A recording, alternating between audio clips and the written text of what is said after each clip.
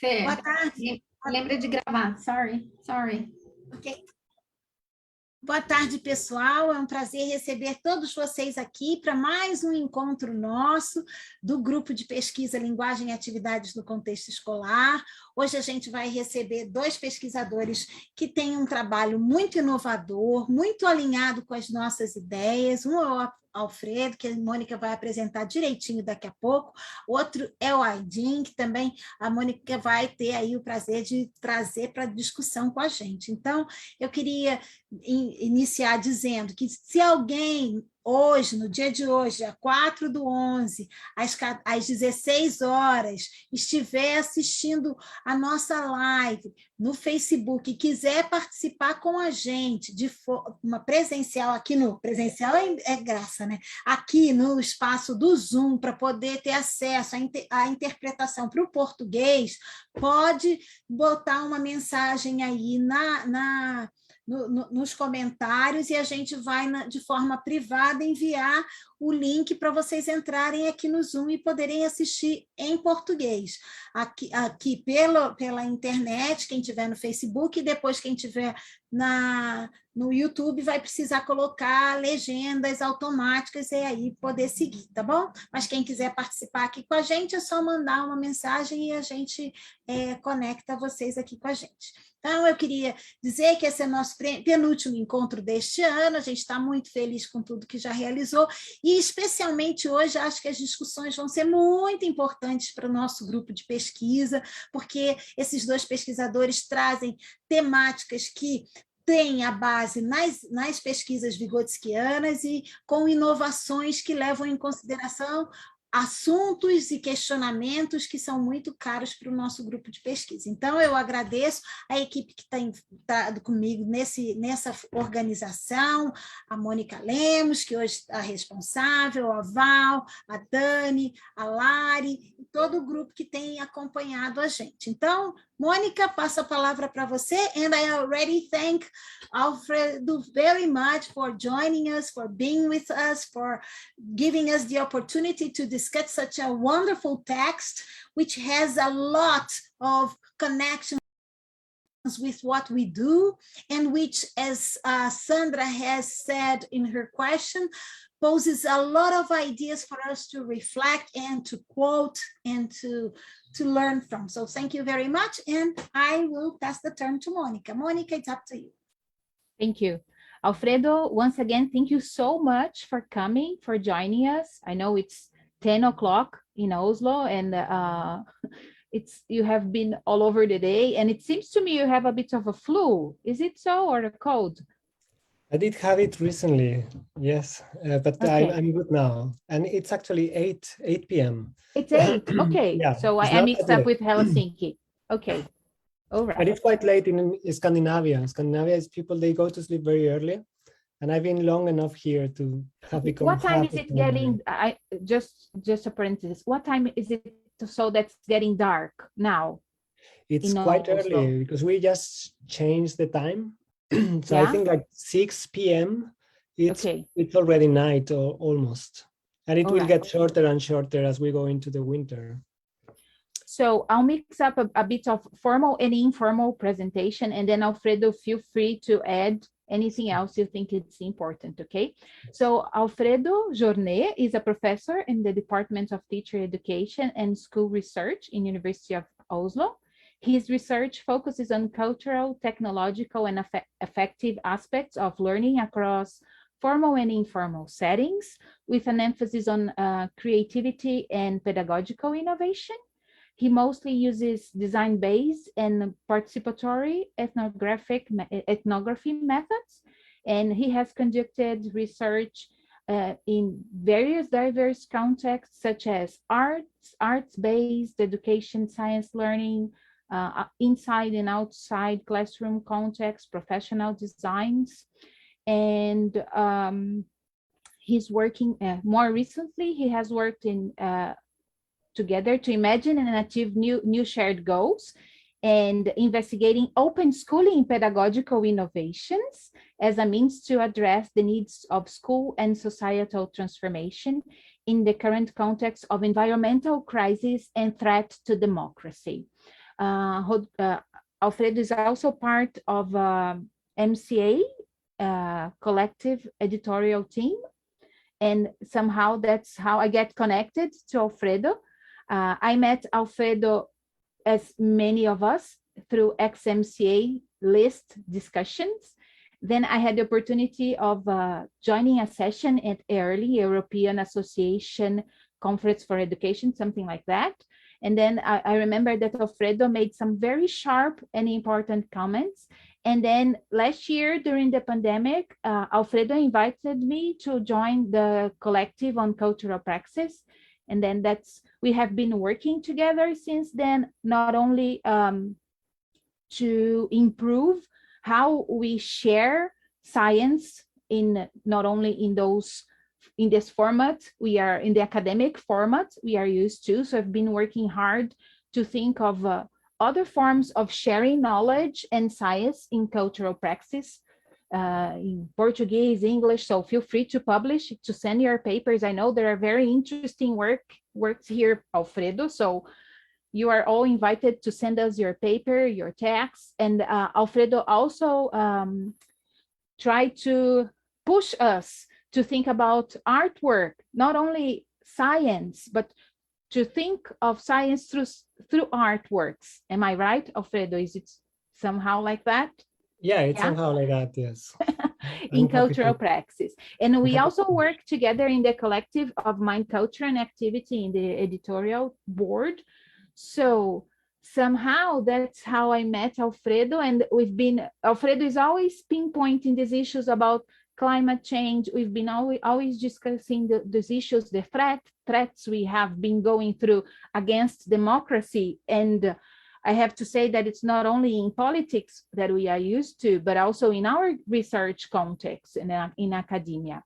So it's been very fruitful to have been working with Alfredo. Alfredo, gracias por venir. You see, I'm taking the risk to my Spanish now. Wonderful.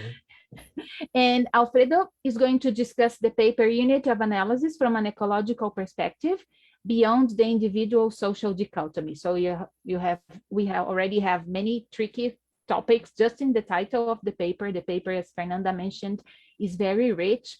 Unity of Analysis, Individual Social Dichotomy. So it's already, there is a lot to be discussed. And we had a brief chat before, a while ago, and we decided to make it as a discussion, so we can have like a conversation about your questions you also placed in the Google Docs. And then if Alfredo finds it necessary, he's going to share some of his slides. So I'm going to risk my Spanish again. Alfredo, la ventana es tuya. Go on. Muchas gracias. Muchas gracias. I think Monica presented me extremely well. I have to say first that I'm really, really happy to be here and very honored to be invited, and that I'm here as a learner more than as a teacher, or I know I have the role of like I'm the guest professor that comes with experience and has presented a paper. And I appreciate that, and it's true. I hope my experience is valuable, but I also want you to know that when I read these questions today about the paper that I share with you, I really felt like a learner. So because I really had to reflect about them and references to literature that I'm familiar to, but remotely, and I have to refresh. So for me, this is a great opportunity to learn. So I'm very thankful for you to giving me this opportunity. And as Monica was saying, I was hoping to make this of a dialogue, discussion. So please feel totally free to jump in and discuss, say whether you want to contribute something or ask something or elaborate something more, even if it's in Portuguese. If it's slow enough and I understand, I can get help from any of you to get translated if I didn't get it. So please feel free. I haven't prepared a presentation, and it's on these times, it is a bit scary to even open my mouth without a PowerPoint behind me. I feel I'm naked without a PowerPoint. But I think it's, I feel home here. So at least you've been doing great work to make me feel comfortable so far. So I think I'm gonna refrain from pulling out a PowerPoint as much as possible, unless it is to show some images or anything that can help contextualize what type of work I'm doing now. And the paper that I sent to Monica and Fernanda when I was invited to be part of this session, it's something I wrote after my stay in Canada for 2 years. At that time, that was my postdoc. That was 2017, 2018. Yeah, I think I arrived there 2016, 2018. And when I was there, I was working with Walt Michael Roth. And you probably know we've been developing lots of work together. Michael and myself had a very good chemistry and understood each other extremely well and have been very productive together. And he helped me elaborate many thoughts and push my ideas further. He always was very supportive and is very supportive. And he always invited me to push my ideas even further. And he was a bit like what I was saying, always demonstrating that he could learn from me. And that was very empowering. And so those ideas that I put in that paper come from that period. To me, they signal sort of how do you say, in Spanish, I would say la cumbre, the summit of that period of learning with Walt Michael Roth about issues of epistemology and how you understand the social and how you understand the cognitive and affective together. But I have to say also that I have moved forward since then. And how I have moved, it's in many ways, in ways that radicalize a bit some of the ideas that were there already, but also make much more salient the political aspects that were always a premise, but never were actually at the surface of my work. And what happens, and probably you are familiar to this sentiment, perhaps you, Fernanda, at least, and others, certainly, I don't know you, the others, but the longer you've been working, the more opportunities you get to engage into exciting projects. And the last 3 years, I've been in the field most of the time, working with teachers who are trying to do things differently. I've been working with climate activists and with youth who is struggling to make their voice being heard. So I hope I can bring some of those insights also into this conversation, even though they are not in the paper. But I'm very grateful that some of the questions that I've seen already were pushing the paper into that direction. So I'm very happy to see that at least some of you have recognized that potential there. And I also see that potential to actually raise issues of struggle and of emancipation that are not explicitly taken up. I think they are implicitly part of what it means to do this type of research, in which you attend to affective dimensions of what it means to understand a phenomenon of research. So I think that's as far as I need to go, giving a preamble. And I think we could go into the questions or hear whether the people who wrote the questions want to phrase them verbally, or I don't know how you used to do this, Monica and Fernanda, but I just don't know who made the first question. Do you know, Fe? Me, I was Okay. the one. So I go always on. forget to put my name. Okay. So first of all, thank you very much for the text you shared. As I said before, it raises a lot of different ideas and both because of the example, because we work with the theater of the oppressed a lot. So we connect with when you were discussing about how art education happens, I kept thinking about how we do it.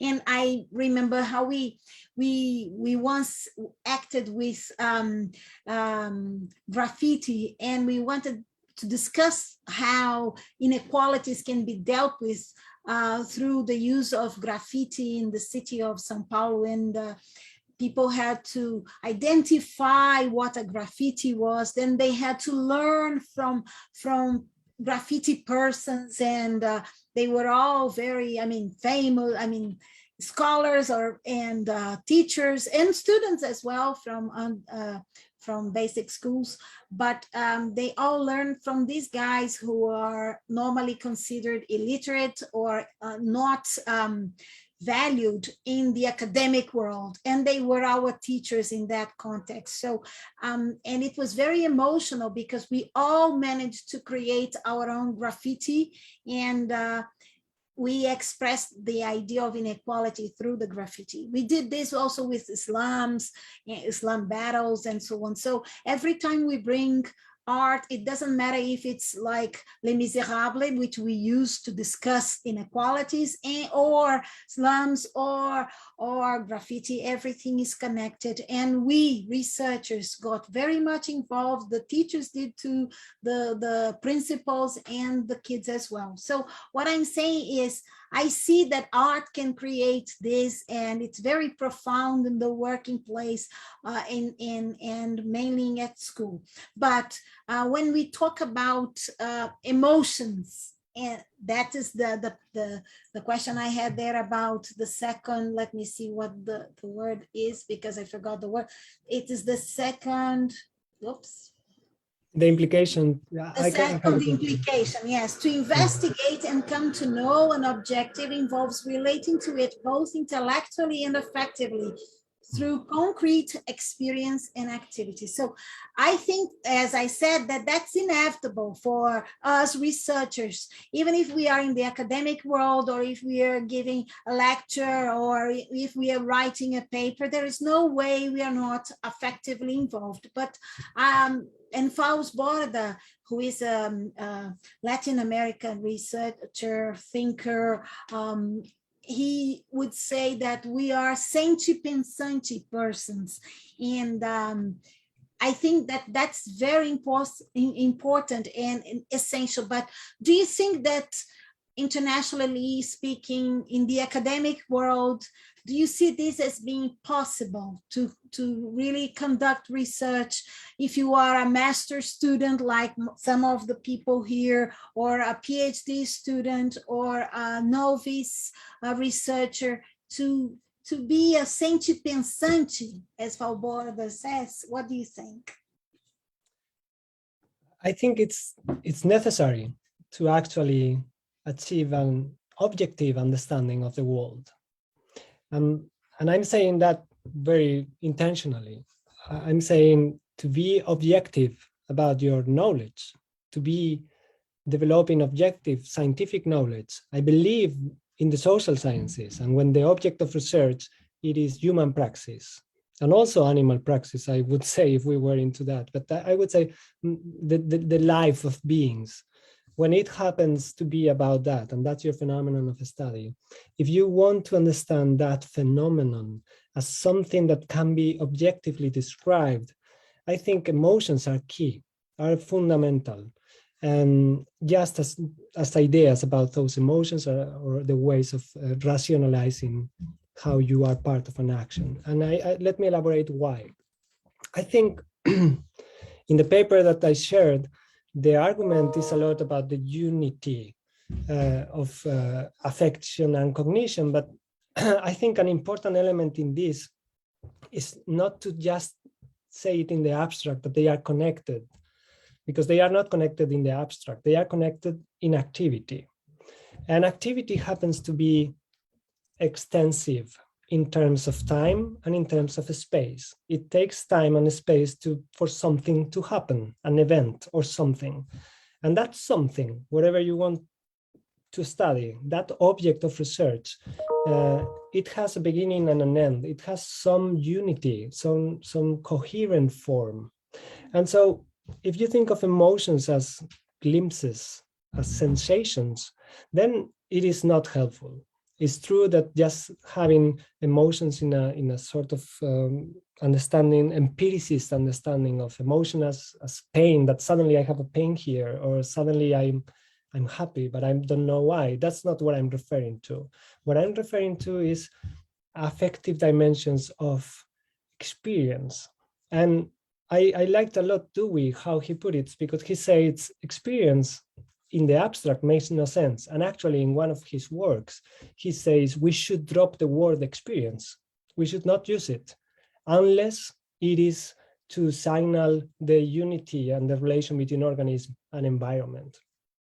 But when he uses it, he wants to use it as a determinate thing, like one experience. That time that I did that thing, that's an experience. So that thing that happened, and that brings coherence. That makes that wherever you are feeling about, or wherever you are being part of, has some sort of togetherness that makes things concrete. And Marx said that concreteness was the togetherness of diversity, the different things as they intertwine in being. And I think that's the point. If you had like feelings as sensation, then it's not point to talk about it. But if you consider feelings as part of a larger whole, understanding how they are key to understand what it is, the logic, the internal logic of events, because otherwise, how can you actually, in the paper, I think I tried to make that case, how could I have understood what practice was going in that arts-based school without being immersed in the feeling of actually struggling to be part of it? Because that feeling was what allowed me to begin to orient my attention to the things that matter to that social practice, not to any other social practice, but to that one, is what connects me to the object of a study in its nature, in its concrete form. So it's not any emotion as emotions per se, but being part of a practice, it's integrally connected to being responsive to it in a way that makes sense for that practice. Otherwise, you are not part of the practice. If I suddenly get angry because you tell me, welcome, Alfredo, I will never be part of your community because it doesn't make sense that I feel that way. When I begin to be responsive to, in a way that fits into the whole that this room is, it's when I begin to be understood and begin to understand. And so that brings us to this division between rationality and effectivity. The understanding couldn't have come before. Even though in many contexts that division is enacted and put upon us in many ways, in practice, I think objectively we are both and most primarily affective beings so that we can make sense of situations. I don't know if this makes sense. It does, and mainly because I will say I have this book of yours with Michael Rowe, okay, and I like it very much because we have a very long tradition of studying Spinoza, and within the community, the Vygotsky International Community. In the beginning, it was very hard because in 2006, when we started studying this, people would say, "What? Spinoza?" Now it's common knowledge, but not then. And I think that perhaps you could say a little bit, because I think it's a very nice book also. This basis on Spinoza turns it into as I said, it's inevitable that you are going to put the two things together always. There is no disconnection between these. There is no non-affected activity or action or event. So thank you. Mm-hmm. Yes. Any questions from the people in the room while I pull out other questions? I think Larissa made the last question. Would you like to jump in, Larissa? Yes. Hi, thank you, Alfredo. It was really great to read your text. Thanks again for being here. My question is the second one, as you saw. I was wondering if you could talk a little bit more about the methodological aspects involved in finding, in creating this ecological unit of analysis. I like it very much that, if I got it right, that you're trying to push chat to move beyond these dichotomies and representational approaches. And I find that sometimes part of the struggle is how we are designing the research, how we are analyzing data. We're leaving so much behind, so much outside. So I was wondering if you could talk a little bit about that, and so that we can avoid, for example, mistaking the tool for the reality, as sometimes happens in representational approaches research. May I complement? Because I had a question on the same line as Larissa's, and because many times we don't, in our research group, and Fernanda can correct me or complement it, we don't design the research, or we don't design how the research is going to happen. We go to the formative intervention, or nowadays Fernanda is not working exactly with formative interventions, but there is no design for that. There is a plan, but there is no design of the research context or of the research method. We have the research methodology, the philosophical and theoretical background for how the research is going to happen, critical collaborative research, but we don't design which steps you're going to take, like the change laboratory, for example, the analysis phase, the modeling phase. Data comes up, and then we have, at least in my research, I had lots of difficulties in mapping and coding the data, because data happen in the wild, right? And then somehow we have to code the data and we have to analyze the data. And it's intriguing how we have to be careful on how not to be biased, because it's a very subjective choice on how to analyze and which data to analyze. Or another example, when we are analyzing social movements happen also in the wild. They are happening. And when we decide to research about social movement, there's no design on how that social movement is going to happen. So we are going to take it as research. It happens. And then which criteria, how to make the selection of the unit of analysis, and how to consider the boundaries, not to be biased on one hand, and not to make the work not valued on the other hand, or shallow,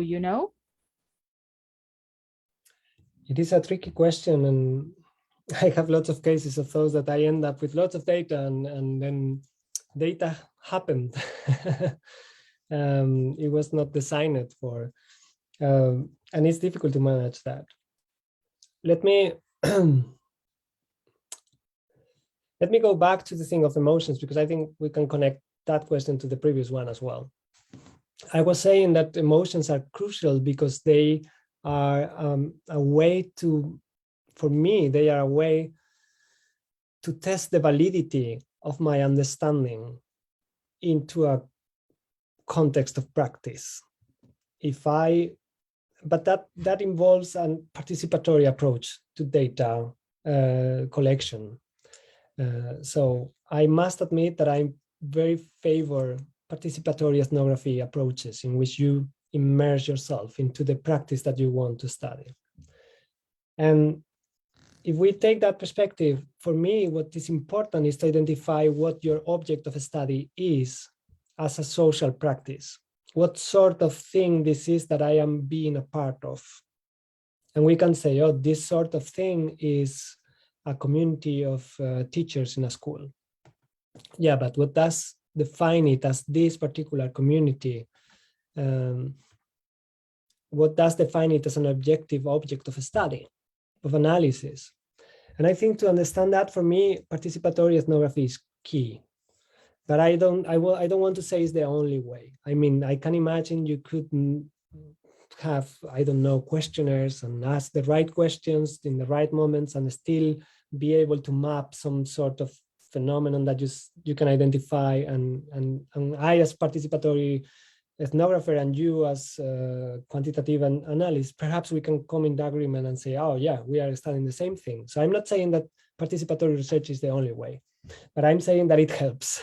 It helps a lot in the sense that you were describing, that how do you decide what's in and what's out, what's crucial and what's not crucial.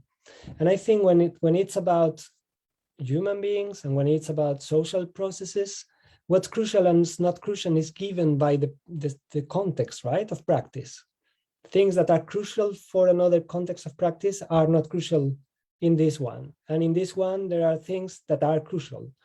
And how you know what's crucial, I think it's immersing yourself as part of the activities and realizing what creates struggle and what doesn't create it, and how what makes pain.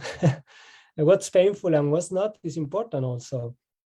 And then there is the question of that I as researcher always bring with me. You were talking about bias.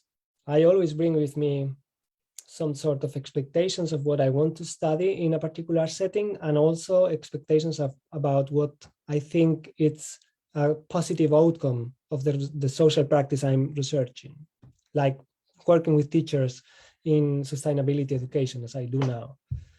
I want them to be trying to change the world because I think they have the power to do so. And at the individual level, when I have interviews with them, I think they also want to do that. But what I think is wanting that and what they want, it's not exactly the same. And it shouldn't be. Why should it? So even wanted to analyze, how do teachers, for example, imagine this research question, how do teachers work towards changing educational practices towards sustainability? That question, it's pointing me towards a phenomenon that itself is a changing and evolving phenomenon that no one knows what it is yet until it happens. It is a practice in the making. So how do I decide what should I make salient and say this is a key moment? Well, our theories say that contradictions are important, right? How contradictions emerge in discussion. And I agree, it's true. But contradictions are important in any setting. So that's how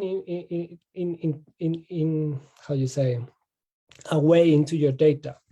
But what I'm saying in this paper is that that's just the abstraction of what it means to identify your unit of analysis. Now you need to actually pin it down to this particular being that you are taking part into, or that you are trying to understand, and how those contradictions emerge, where they come from and what they are, it's still to be defined in the research. So it's important not to confuse it. Oh, I have identified the contradiction, I've solved the puzzle. No, now you have to define how it evolves, what it is that makes it move, and what it moves into. Because it's a living thing that is evolving, right?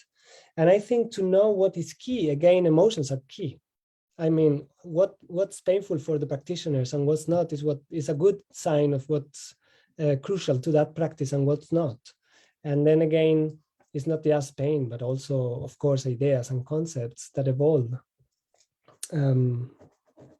Yeah, I don't want to ramble too far. Give me friction, stop me, ask me. Can I then add something to this? Because the thing that always, it's funny because the Europeans and the Nordic people, they are very much organized in the way they do things. I remember when I was in Helsinki, and there was a time to start the party, a time for, I don't know, eating, a time for this and that, and everything was, even the time for people to leave. And we Brazilians, and in South America and in Latin America in general, we don't have a time to start. We don't have time set for what we are going to do when, and what time when things are going to end. So we start, we go on, we do things, and we end. And of course, our research is not like this. We have things that we have in mind, but there is no such a thing as, and now I'm making a link to the text that we read for our next guest, Aideen Ball, because in his research, he recovers oh, I forgot the name, the learning cycle. Yes, learning, yeah. And I'm always confused because it seems that there is a time sequence related to these things. And that we guarantee that first there are questions, then there is analysis, then there is modeling.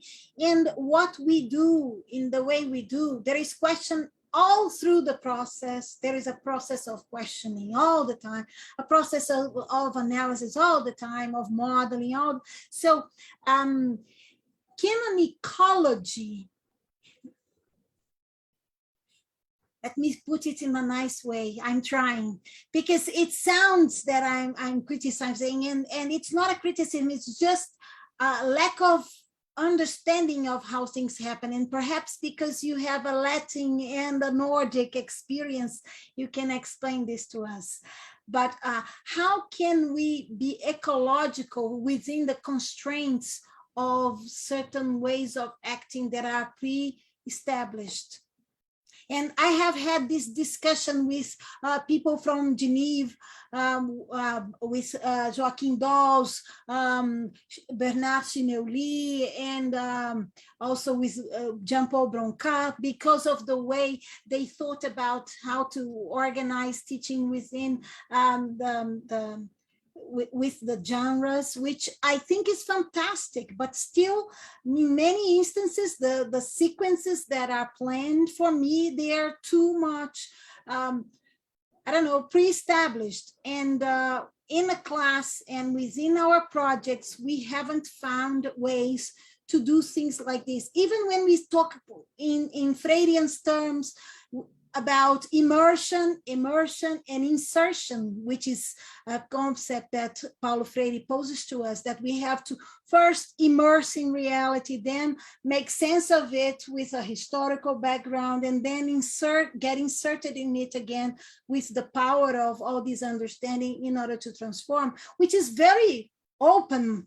Even this, we see that sometimes I am in the immersion and I am immersing. And right after the immersion, we have an insertion. So this is, we can't control. So that's my point. I don't know.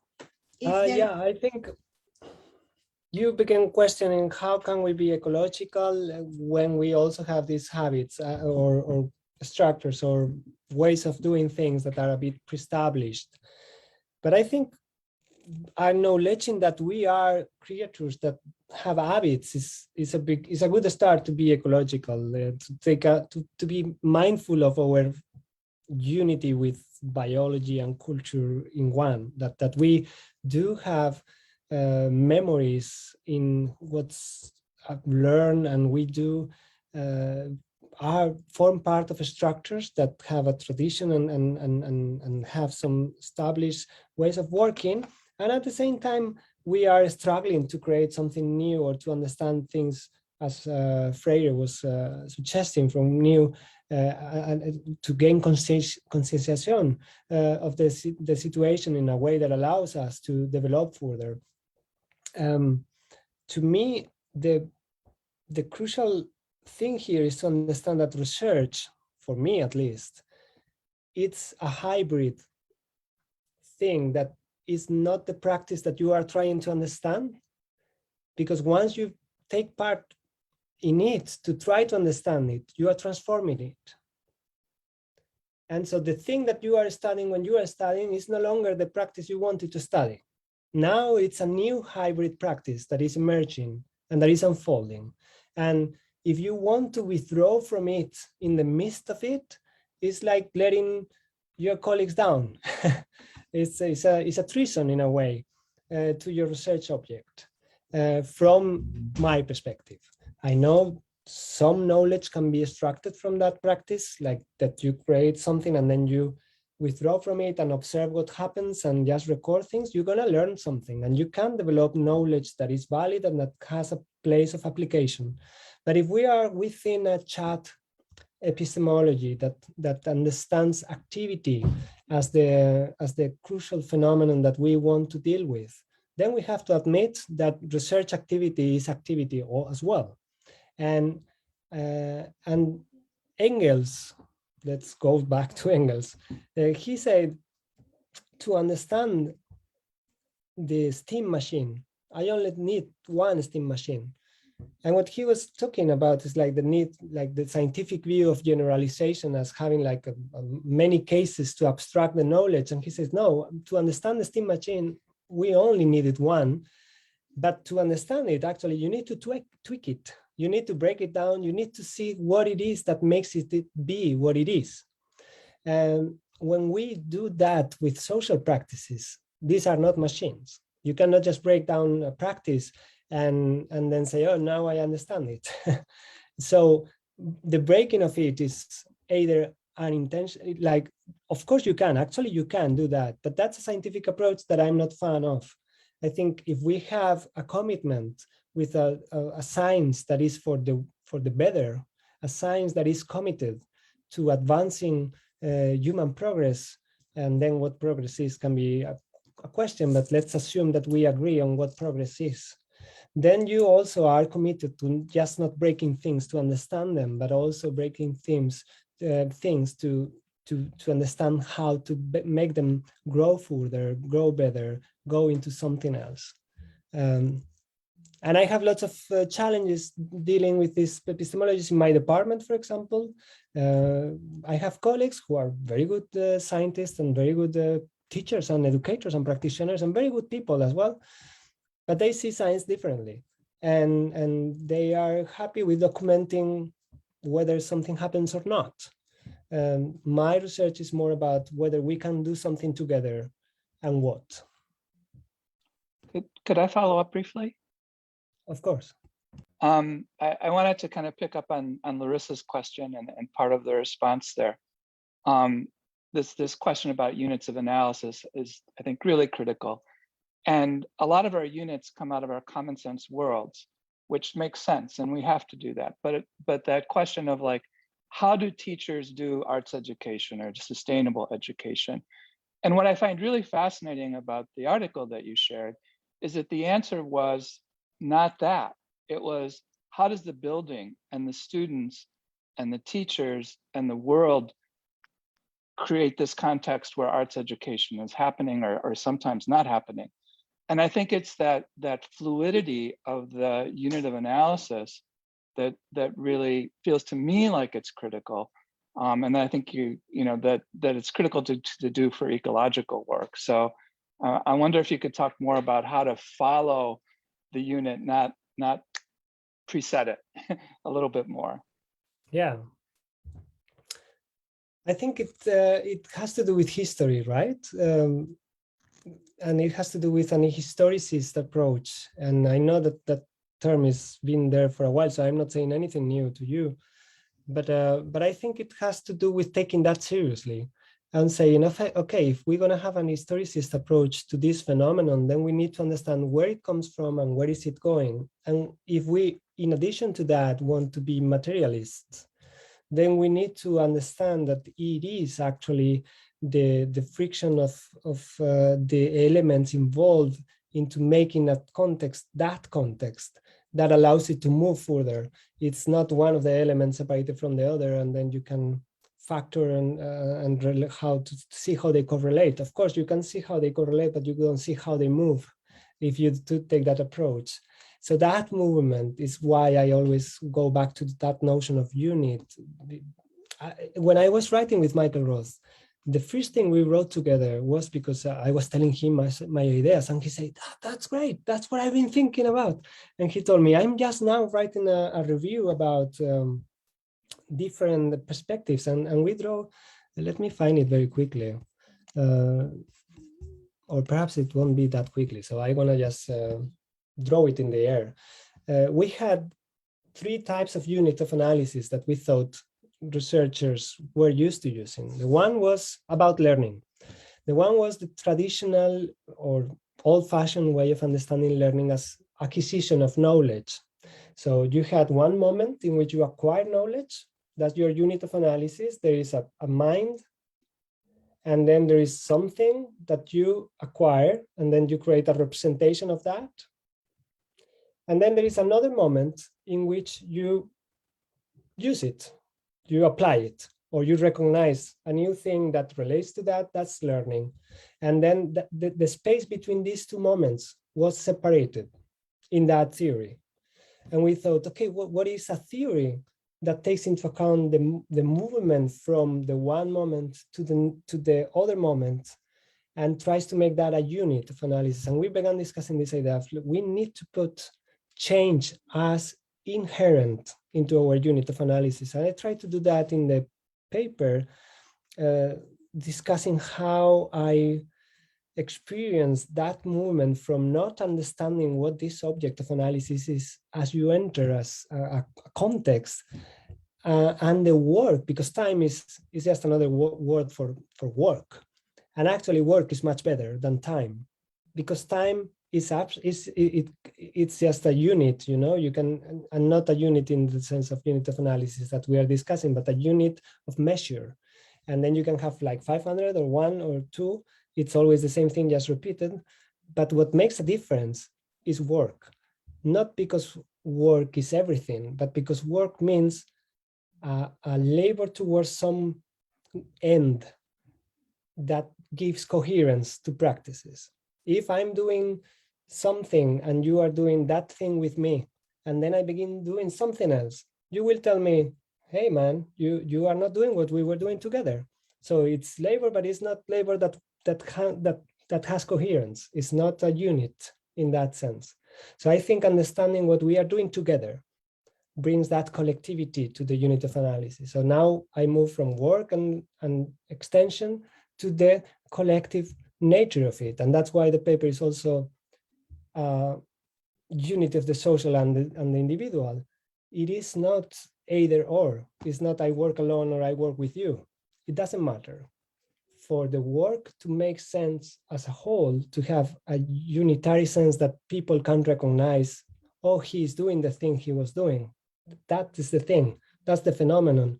For us to recognize it, that thing needs to be social in its essence. If it's individual in its essence, only I can understand it. And there is nothing only I can understand, not even my own experience, because it so happens that we all have experience, and that's why we understand each other. But these are very much my views. Thank you. Maybe we should move on with the questions. Is it okay?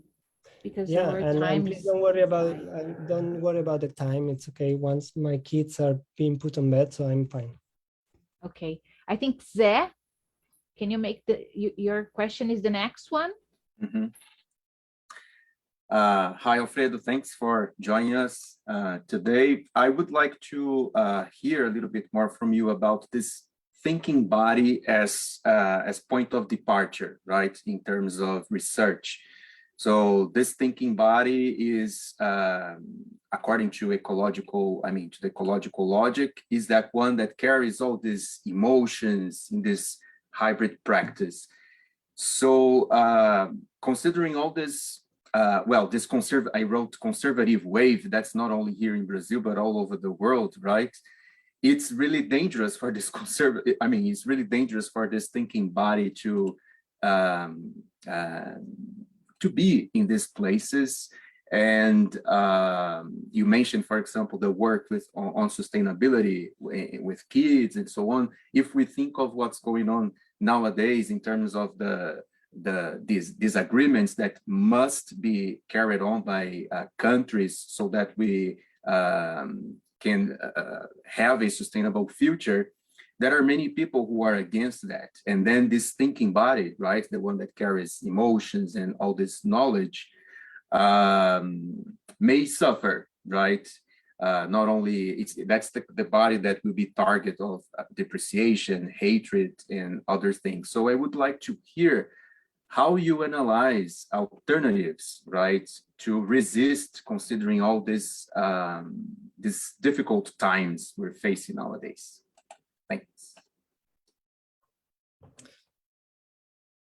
A super important question, and very much I began saying that there were aspects implicit in that work that I share with you that someone had made explicit with that question, and I think that's one of the questions that make it more explicit. If we are agreeing that this thinking body is what we are, then we are also putting our bodies at risk. In there is a sort of vulnerability associated to that notion, or at least the realization that then we are susceptible to pain and to endure suffering.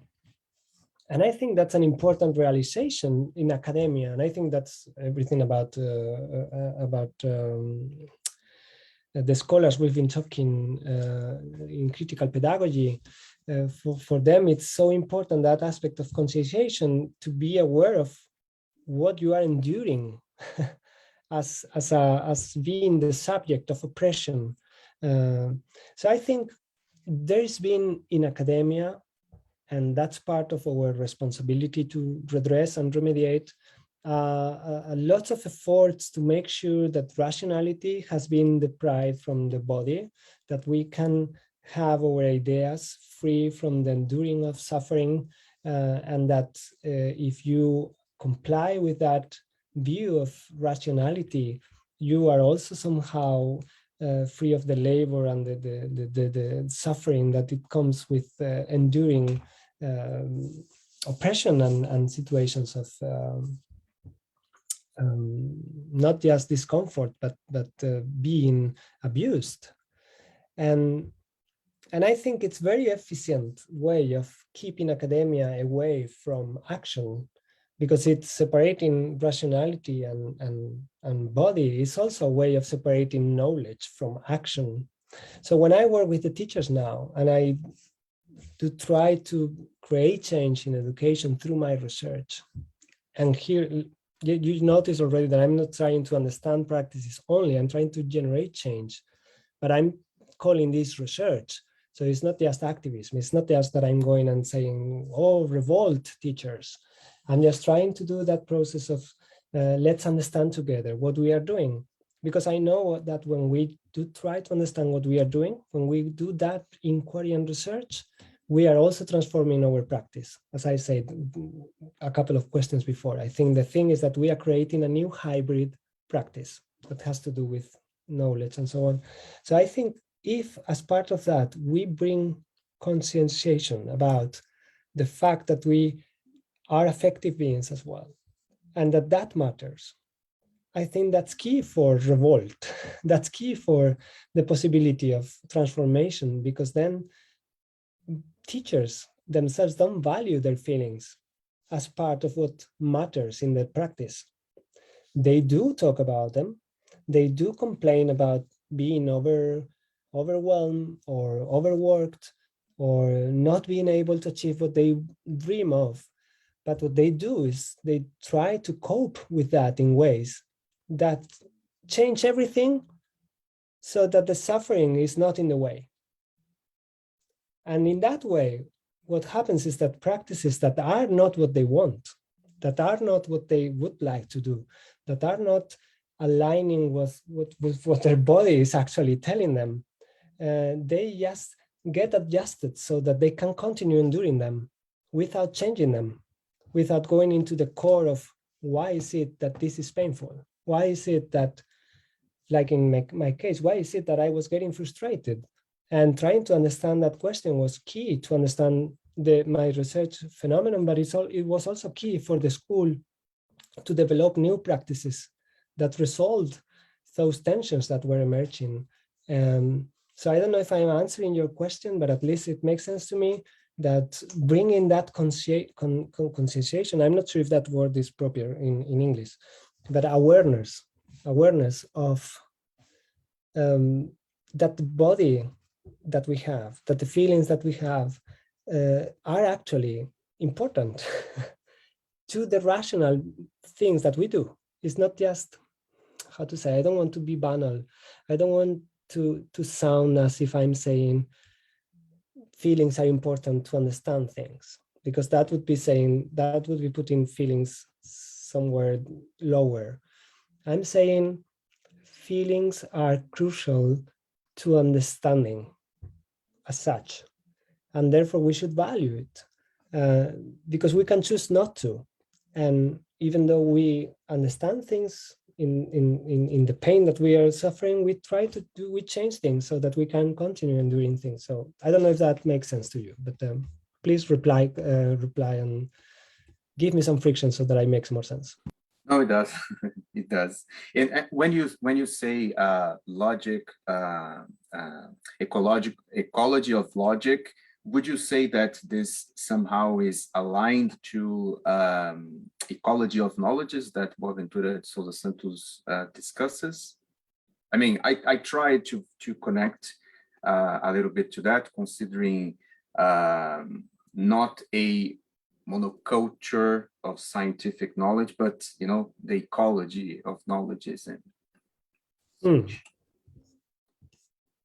Can you repeat again the reference to ecology of knowledge? Did you refer to an author? Yeah, Boaventura de Sousa Santos, the sociologist, the Portuguese sociologist, because considering that we think of this hybrid practice, right? I guess it relates somehow to what he mentions, this ecology of knowledges, in which you take into account this diversity, right? And it brings to research in a way that all these different voices are heard. And when, for example, you mention in the second or first implication in the article, right? Ecological units denote evolving social wholes that are not pre-established, but actually found in and through inquiry. So I was also referring to Boaventura de Sousa Santos in a way. I'm not sure if that's okay. I have to admit that my argumentation there developed independently from that work, but it is true that it has a connection with that, and it allows us to discuss it even further, because it's true that it's also knowledge in ecologies of knowledge, and also different ways of different epistemologies and ontologies that are now displaced very much, so that there is one hegemonic way of understanding what generates knowledge, valid knowledge, and what's to be pushed away and not considered as serious or not considered as part of what we are doing. So totally. I'm not saying that we need to disregard the type of scientific practices that we have now, because we have to admit they have brought us to this discussion, and they have brought us to a tradition. Even the book that you referred to is emerging from this type of practices, knowledge practices, but it is an issue of justice and social justice to actually acknowledge, and not only of social justice, but of how you would say, for a species to continue, and this is a biological notion, diversity is the only way to actually find new solutions to new problems. The more diverse responses you can develop as a species, the more chances you have to actually find the right way to continue. And in a time of crisis, right, like this now, that we are experiencing, trying to hang into the only epistemology that we've been hanging for the last 60, 80, 100 and hundreds of years, that doesn't seem to be the most wise thing to do, right?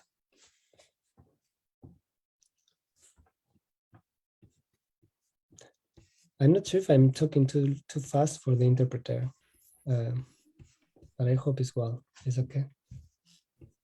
Okay. So now I think it's Sandra's turn.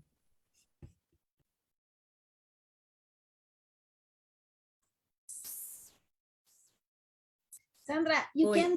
Eu posso falar em português? Vocês estão me escutando? Alfredo, if you want, you can turn to English in the interpretation the response. box.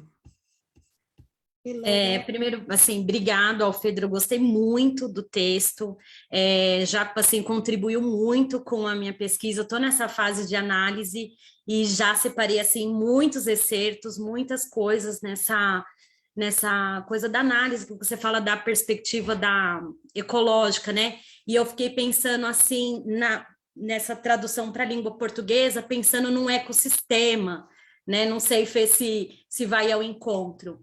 E fiquei pensando nessa correspondência, na transformação mútua que você fala na pesquisa, e o meu processo de pesquisa é um processo assim que eu faço muito parte daquele contexto, porque eu analiso um cineclube do qual eu faço parte junto com educadores da rede pública municipal. E aí eu queria que você comentasse assim nesse processo interventivo, e aí eu vou até puxar o link com o texto que a gente leu do próximo convidado, que ele fala do processo interventivo como um processo de apoio para aprendizagem expansiva.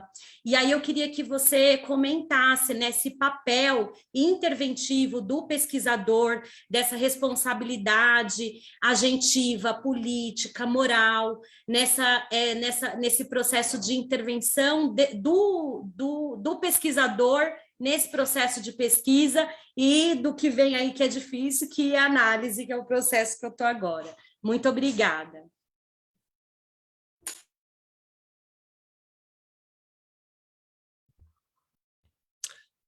Thank you for the question. I don't think I'm an expert to respond to that question, so I'm going to respond from my very personal view. So please just take it as my personal view and not as an expert, because you might learn better from other people. But my view is that if I try to be a responsible researcher, I cannot be impartial to social justice issues that are happening in front of me. And how far you can go with that is very, very far, because I can look at a rich school in Oslo where teachers have no problems in principle, students are having well, compared to many schools in Brazil. I can imagine many schools in Oslo feel like that's what we want. But I can also look at it and see this is a school of oppressed, because no one is being able to do anything about their futures in the context of climate crisis that we are today. No one has the tools or the awareness to do something about what they actually want to, because they are expressing in many ways they want to change. Every school is saying, the students are going out in the streets and saying, we want to change, we want you to change. The teachers also would like to contribute, but there is no way forward, because there is no ways of imagining, there is no structures to work. So as a researcher, it's very hard for me to come to a setting to try to understand education for sustainability and not do something about it. On the other hand, as a researcher, if I try to change the setting without trying to understand it, I feel also I'm failing as a researcher. So my only way out of this is I'm going to try to understand what we can do together. That's my research object. What can we do together? I want to be scientific about it. I want to be scientifically correct. So I want to understand this. I don't want to just give up knowledge because otherwise I can be activist without getting a salary at the university. But I want to earn my salary at the university. I want to produce something that is not just a work of art, which hopefully is, but also a work of knowledge that can be passed to other people that can do something with it and develop new ways of understanding practice. So for me, the only way out is that hybridity that we were saying, taking it seriously as my research object, and invite people when I want to research to be part of that. And then it's a co-research thing. Then it's, I'm inviting you to do this thing together to see whether we learn something and understand this. And in the way, perhaps we create something more just, and we are doing something that we both want. And that's my way. But I'm not sure if that's an academic correct answer to your question. But from a scholar that is in the field, to a colleague scholar who is in the field.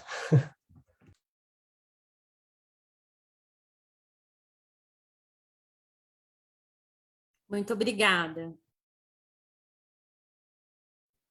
Okay. Então, to close, Dani and Val, I think you made a couple of questions. So maybe you could, I don't know if you would like to summarize them or how you'd like to proceed, but it's our last question. Okay. Hi, Alfredo. Thanks for your text and thanks for joining us. We really enjoy it, reading your text, and we're trying to understand actually the questions that our friends have made are all covered. So we want more illustration, more examples. For example, we were wondering, we've read only this text, we haven't read other texts of yours, and we were wondering if you have other research focusing on activity, other contexts besides learner-centered and art-centered, art-based. And also, we want to illustrate more examples of confused notion of unity and levels, because probably we've made a lot of these, we committed this a lot. And the last, we have just a comment, but I think Fernanda has done this already when she was talking about Freudian perspective of immersion, and she has formulated a proposal of engaged multiliteracy with dialogues Freudian perspective and Vygotskian perspective. And when we were reading your text, every time we were trying to connect. And for our research group, play as a Vygotskian activity, very important to develop research data and to develop, to enhance people who have, for example, dramatic events, which we think is the unit of analysis for our group. So we were wondering if you, besides the art context, the art classes and the learner focus approach, if you have other tools, other activities that enhance people to participate and engage in your research. Thank you.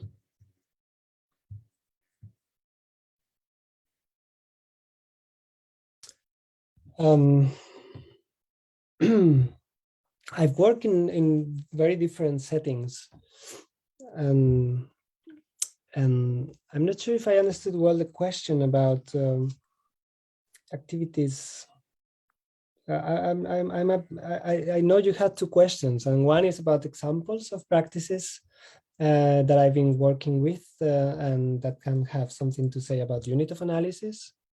But then you talk about play and dialogue, and the sound was a bit bad, and I was trying to take notes, but I didn't get it well. Can you repeat, please? Because play for us is an interventional activity which engages people, make people participate more active in our research. So we were wondering if you have any special activity like this.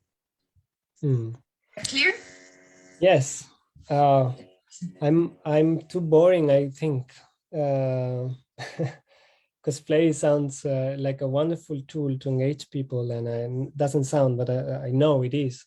And I don't think I have a good answer to that question, because I don't think we have, or we do something specific. And you say like dramatic events is our unit of analysis, and I very much agree that dramatic events, it's something that has the coherence I'm talking about here, that has a beginning and an end, and it's what social things are made of, right? Dramatic events, that's what tells the stories of lives. That's what make biologies. And by the way, if you only read one paper of mine and you want to read another one in which I discuss this about events, I have a paper called, I can write it in the chat, is called From Learning Contexts to Learning Lives. And it's written together, is Hornet and Estad. Let me just write it. Where I do talk about, I'm not sure if I use dramatic events, and it's not, it is a arts-based school, but it's not a drama situation. Although I have also a paper in the making that is about drama. But that said, I don't have a particular example to give you that could be replicated. But what I do, and I was, I think, responding in the previous question, was always inviting to do something together when I go into a research setting. And this is perhaps not always in the past, because I've been doing research.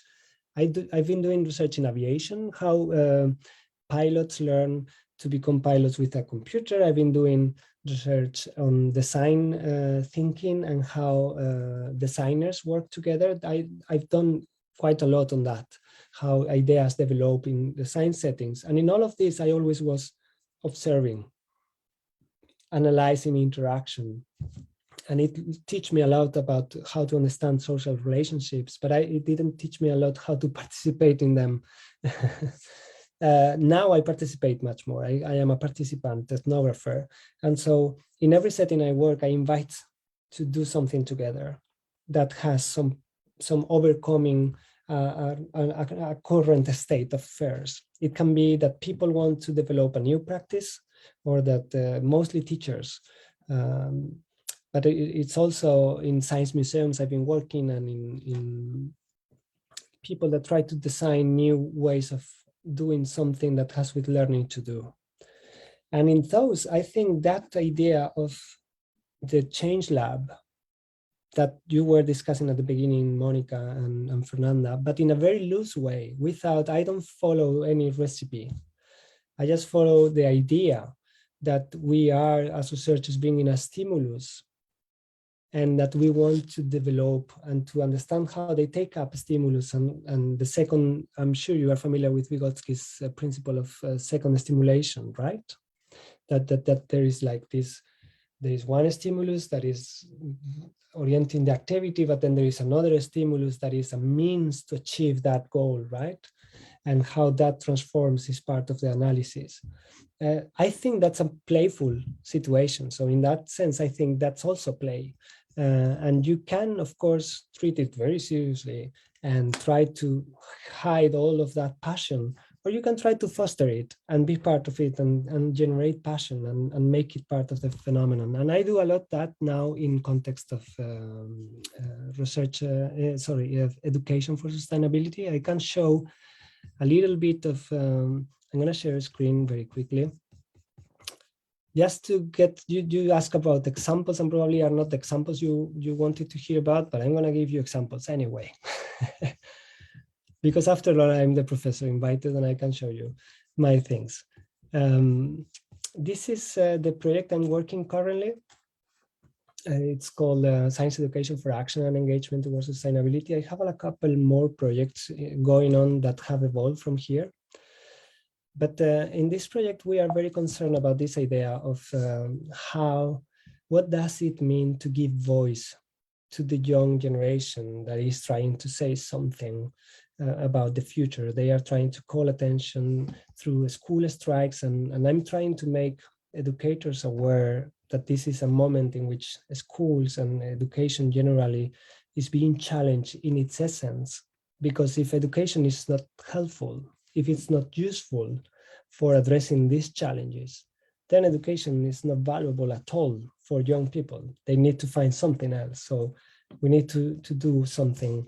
And that's the thing I play with together with practitioners these days. What it is that we can do so that schools become relevant. And that cannot be done without totally transforming the schools, but that's something we have to discover through the research. And we try to discuss a lot about this idea of like, when you voice something, is Vygotsky said, when you say something, it's not a direct expression of thinking. It's not just thinking and then you project it in words. It's that when you speak, thinking is transforming, is evolving. And we follow this idea of dialectics of voice, what it means to give voice to someone. So my setting now to work with people is also considering what sort of transformations we go through when we do spaces where new voices can emerge, where we generate spaces where people whose voice is not heard at this moment can become heard, can become listened. And then you cannot think in dichotomic terms of you give a voice because it's not your voice to give it, it's someone else. And it's not a voice that I'm taking either, because when I speak, I'm using cultural words as well. So it's voice is something that we are creating context for. So I'm trying to invite people to work and think what sort of context we want to create in which voices have a new meaning. And so what I do is I work with teachers and the students, and we together think about these things together. But that's a difficult process because, as I say, people might not be there where you are as a researcher, and I cannot push them to be where I am because that's not scientific and that's not just either. So it's a very slow process, and I do use this notion of action research in collaboration with educators, and I've been engaged in projects with local community where students have worked with artists and built this cathedral that you are seeing with plastic collected from the ocean, and they have engaged with local industry to actually transform the plastic into these tails for the roof. And they spend their time actually working and doing this type of things as they develop a sense of being part of a change and a movement. And we together explore what sort of consciousness, awareness, and concepts emerge through this practice. So to me, it's a lot of playful activity in that sense. It's a creative activity, but it's also a very serious activity in which you encounter serious threats to what I feel is socially just. For example, when they work with this company that creates the plastic from the ocean into something that they can use for construction, they are exposed to discourses and perspectives that come from the industry, an industry that is both trying to help and both part of the problem. So it's navigating with them this complexity of being into, and this picture is sort of illustrating that being in between, as sort of, we are part of something that is generating something beautiful, but at the same time we are in the midst of this disastrous and so dirty reality. So yeah, we try to support so that these students together with the teachers try to understand how to generate spaces where their voices can be heard. We always support them to develop this type of settings where television comes and they get their voice out, and this is a policymaker. It's a quite strong politician in Norway who learned about the project and came to talk to these students, and then came again later to present their new plan for circular economy. The Norwegian new strategy for circular economy was presented at this school. We were working with the students because the minister called the school and said, I remember your students are so wonderful working with sustainability. I want to go there to present where this new strategy is. So that's an example of how expansive this type of experimental settings become, that make changing these institutional relations. And what your unit of analysis becomes there is quite expansive. It's expansive learning as Engström defined it. I don't have anything to add to that notion. It's very correct notion. So yeah, that's one example of the settings we are working with. I do have others, but I think that's enough in terms of the time today. And I'm not sure I addressed your question, Daniela, but I hope it at least was something valuable. It was amazing. Thank you. I love the examples, fantastic. We like examples a lot, and I think they clarify, and the pictures are fantastic. And it shows to us also how you engage your research group in this practice. Of course, the article shows that too, but I think that this gives us a broader picture of your actions. Thank you very much for sharing that. Thanks to you. Mm-hmm. And also say that I'm very happy to welcome people in our project and environment. I'm so lucky to be in a good position in my department as head of research of my department, and have like a research group, and we have always funding to get seminars and things like that going. So if people is really excited about these ideas and wants to take contact and suggest things, please do, because it's always something that can lead to something else. We will certainly contact you. We are just getting involved with Catholic universities around the world to discuss about ecological procedures to change our reality. And we need examples of how to do this. So your research project will be very important for us and for our university as a whole, because that's an enterprise that PUC will assume as an institution together with other Catholic universities of the world. So I'm very excited with this idea of joining you. Wonderful. Thank you. Monica? I think that's it. Thank you all for the questions. They were very important for the discussion. Thank you so much. Muchas gracias, Alfredo. And it was very inspiring talk, lots of food for thought. After, I don't know about the others, but at least I have a lot to study after I heard you. And so thank you so much. So a round of applause to Alfredo, okay, guys? Thank you. Thanks to you all, and thank you.